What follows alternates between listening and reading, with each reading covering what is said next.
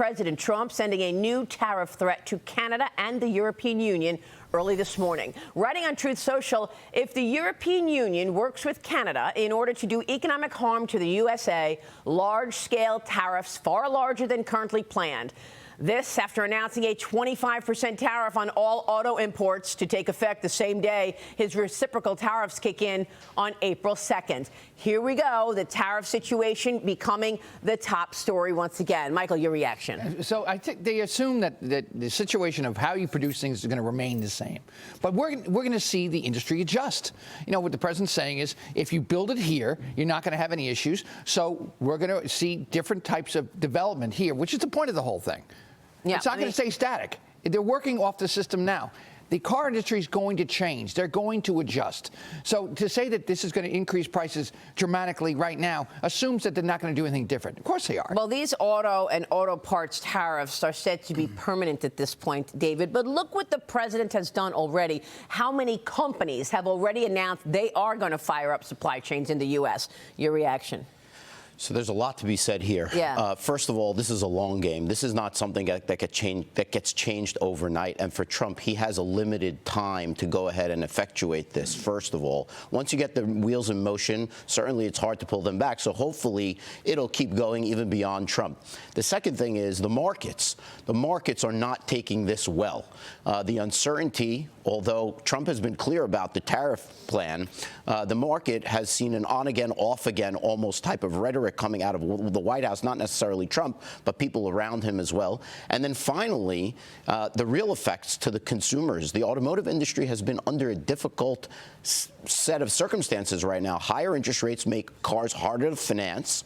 Auto insurance is going through the roof. And at the end of the day, you've not got only auto parts, but you've got steel and aluminum separately also getting tariffed. So it's really going to be difficult on the automotive industry. And mind you, we've had some interesting things going on with particular automakers. Stellantis has a turnaround going on and a new CEO. GM just announced a stock buyback plan and a dividend plan that wasn't expected by the market. These companies can't afford to be pushing out money to the door to their shareholders. They need to be conserving cash right now in order to go ahead and prepare for what's to come. Yeah, I mean, it's interesting because there's also a feeling in the market that we've seen the worst.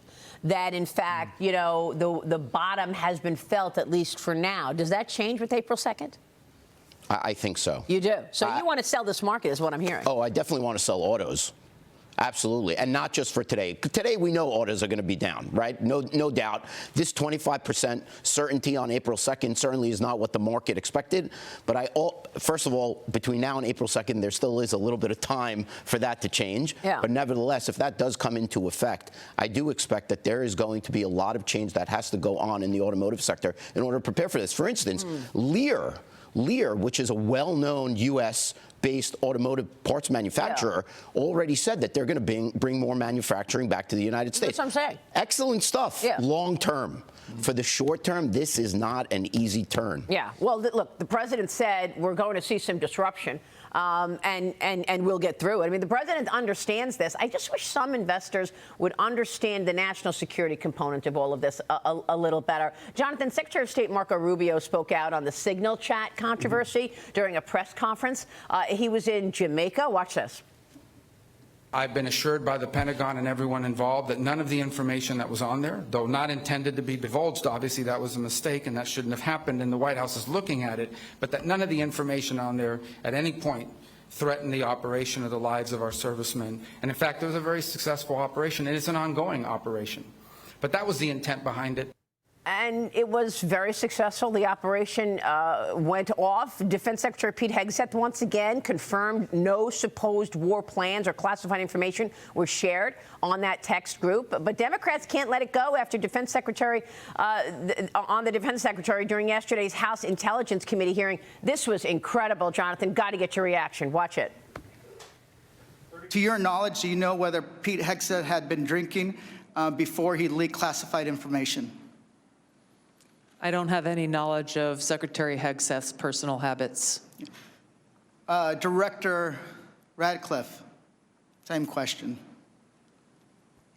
Yes or no? No, I'm going to answer that. I think that's an offensive line of questioning. The answer is no. I find it interesting that you Hey, want to. I yield back. I'm This is going to my answer. time. You asked me a Director, question. Do you want an Director. answer? No, listen, You it's don't a want yes to or no. focus on the good work that the CIA is doing, that No. the intelligence community. I mean, good for John Ratcliffe. Thank God for John Ratcliffe. I mean, what a question there, putting that into the conversation. Right. No, Bad form. It really just shows that we're not particularly serious about this issue. This idea that the Democrats are now concerned about national security, when they didn't really seem to care too much about Abbey-gate when 13 people died. They didn't seem to care about when Lloyd Austin went AWOL, and nobody even seemed to care or know that he was gone. He was in the hospital. He didn't even tell his boss, Joe and no Biden. one even knew. And they didn't even care when the Biden administration brought 10 million people unvetted into the United States, which has a far greater national security concern, and they didn't care about that. So I really find it hard to believe. They would have a lot more credibility if they had been serious on those issues. But the real issue here is this went well. No one got hurt. No one got killed. And Trump has been very measured on this issue. Hey, it's a mistake. It shouldn't have happened, but it's not panic time, and it's not we have to do all these drastic things. And my guess is this will not happen again, and they will put safeguards in place. Well, the other thing is they've got nothing. I mean, to bring off, Pete Hegseth had no role whatsoever in putting the reporter in that shot, right? They've got nothing to go to except these rumors and speculation about drinking. That's all you've got? No facts whatsoever, but that's the question that you put into it. I thought it was shameful. First of all, it was a cheap political stunt. All Exactly. aside. Exactly. But here's the thing. If you were going to talk about national intelligence, why don't you do it behind closed doors? Seriously, if you had these issues, say you take their cameras out, let's do it in a classified way and talk about the text. No, they want to do it in front of the public because they don't necessarily care who's listening, Well, adversaries. Look, Greg Steube, Florida Congressman Greg Steube, put a point on it, and he steered the conversation back to what we were really talking about. And this is the bottom line. Watch. Director Gabbard, were there any sources described in the signal chat? No, Congressman. Were there any methods described in the signal chat? No. Were there any locations? No. Therefore, due to the fact that there were no sources, no methods, nor locations described in the signal chat, it does not make the discussion classified. Is that correct? That is up to the Secretary of Defense determination. The Democrats are obviously making the assertions that what was in the signal chat was classified and claiming that Secretary Hegseth put this war plan out to the world, which he clearly did not. Were there any names in the signal chat? No. Any targets? No. Any locations? No. Was there a unit name or location of that unit? There was not.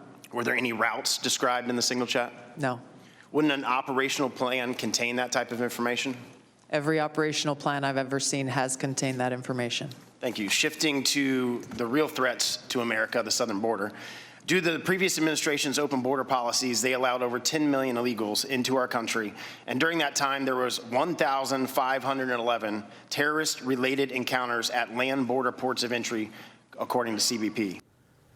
Boom. Thank you, Greg Steube. FBI Director Kash Patel says terrorists are taking advantage of our northern border right now as well. Watch this. I think the country deserves to know that known or suspected terrorists, KSTs, are coming in with much less frequency at the southern border. In fact, if my information is correct, 2 since January 20th. And they are coming in with much greater frequency in the northern border. And since January 20th, that number is 34. The individuals that want to do the most harm to this country are utilizing the northern border, and we got to refocus assets up there. Well, there you go. Michael, final word. I've been involved in international border enforcement teams. The northern border has to be something we look at. We've been all focused on the southern border. We have to pay attention to the northern border as well.